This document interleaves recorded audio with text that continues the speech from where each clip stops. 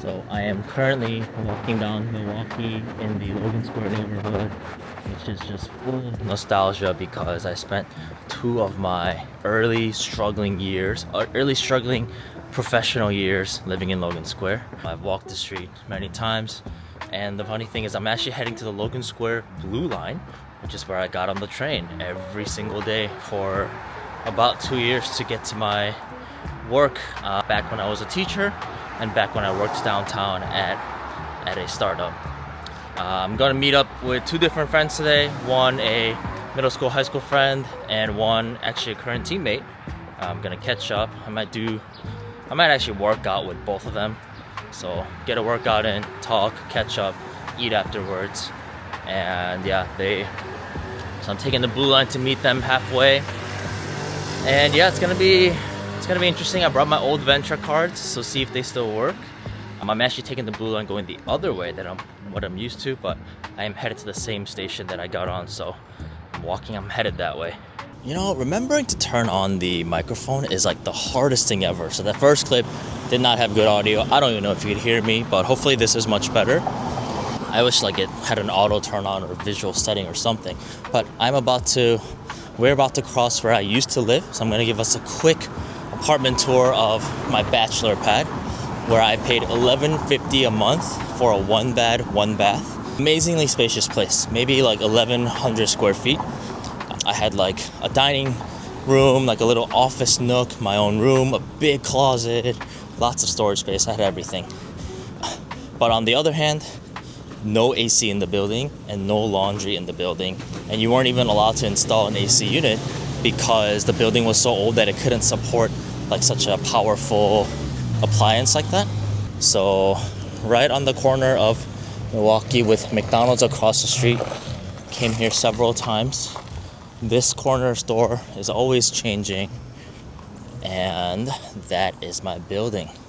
It actually looks like it's no longer having people live in it, because if you take a look, so I lived on the first right unit, so that's like the windows you would see. That might have been like my bedroom window. But yeah, it's like boarded up and looks like no one's there, and the garden's clearly like not kept tidy. And there was a security man named John who lived there who watched everything and knew everything. And I don't know if he's still there. He was actually in very bad health condition back then.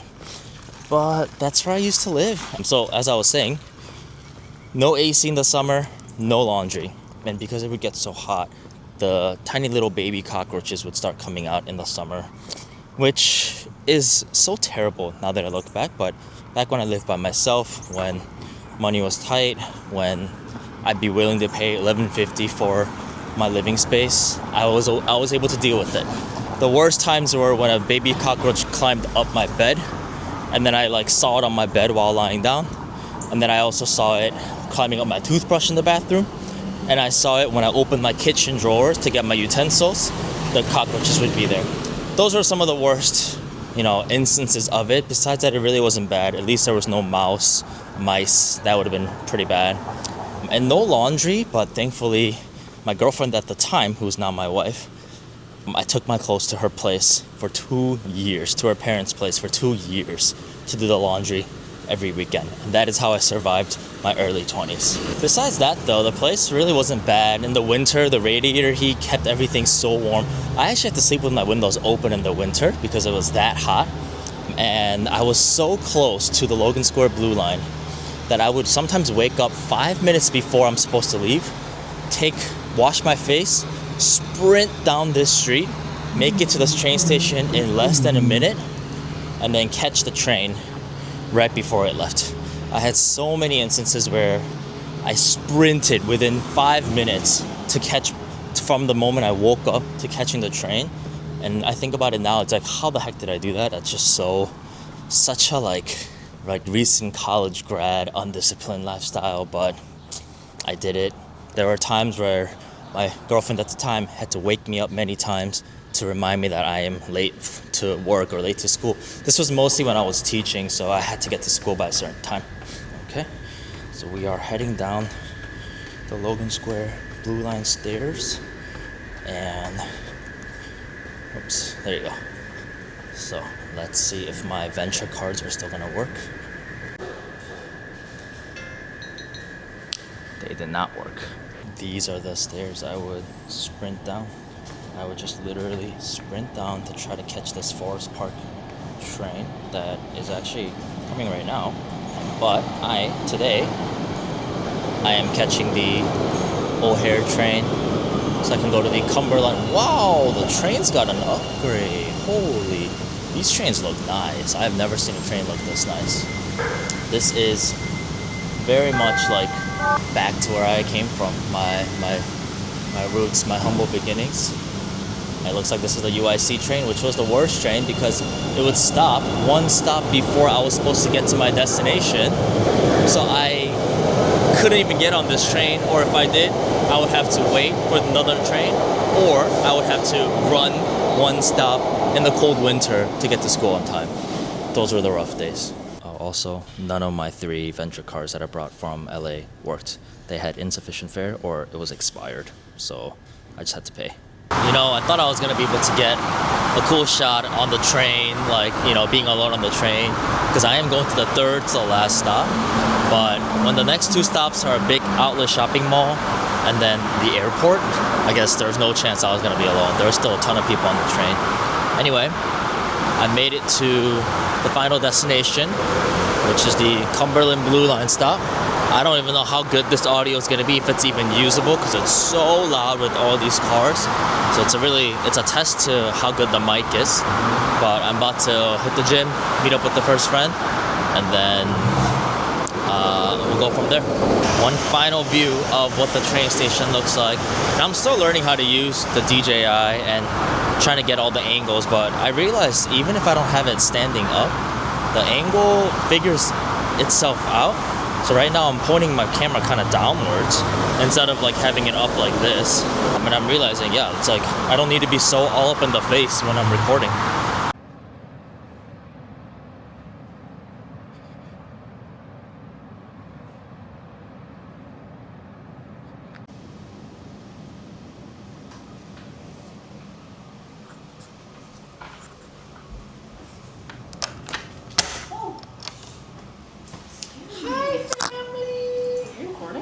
I was just about to start.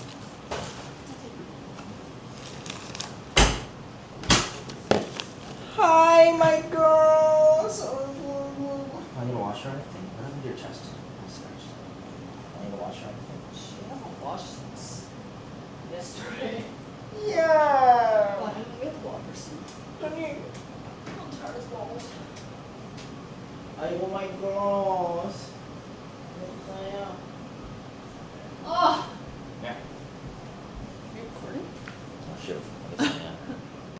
Finally home. It is 4 p.m. Started our day at 7:30. I left the house at 7:45. Met with 2 guys. Great conversation with the first guy, middle school, high school friend, about his new family, business, all of that. Met with my second guy, my teammate. Also great conversations about how to grow the business, what next steps look like. Talking in person in beautiful weather at a park outside allows us to talk for 2 hours and get really in depth versus a Zoom call. You can't get that deep on a Zoom call. I think that's why people value the face-to-face interaction. I'm seeing more and more like why in-person work might be important, because you just can't get to that level with Zoom calls, you know, talking Zoom all the time. And my daughter is back home as well, and so is Amma. Daughter, how was staying with Harmony last night? Hey, go. Daughter, what would you like? Oh, not in front of the whole bag of treats. Gotta put you back down. I did not eat lunch, and we have so much food that my mother-in-law gave us that we honestly need to start eating. But, you know, we're in Chicago, we're like checking out restaurants, we're catching up with people. There's just not enough time to eat. So I'm gonna eat the last apple, kill the grapes, and I should eat some of these tongs, but yeah, it's already a very eventful Saturday. We have friends coming over for dinner, which is gonna happen soon. So we're gonna rest a little bit, and yeah, apparently it hasn't been this beautiful weather in Chicago until this week. So we were kind of suffering on Monday, Tuesday about just how humid and how hot and how wet the Chicago weather was. And it looks like we just caught the tail end of the beautiful or the poor weather. And this week was honestly beautiful. But we're also hearing that it's gonna come back this weekend, so stay tuned on what that looks like. I'm gonna wash this apple. And what I really wanted to do was to have some clips of me talking with my teammate about our business. That would have filled up a good, I mean, we talked for 2.5 hours, so I just wanted like a 5-minute clip, but I didn't have my camera on me. I was able to give him his new merch though, and I felt good about that. I think I'm gonna end the video here, keep it really short. It's our 3-day weekend, so I hope to feel rested, catch up, spend some time with my wife and my dog daughter, and yeah, just really enjoy and appreciate the time I have here in Chicago. And I'll see you next week.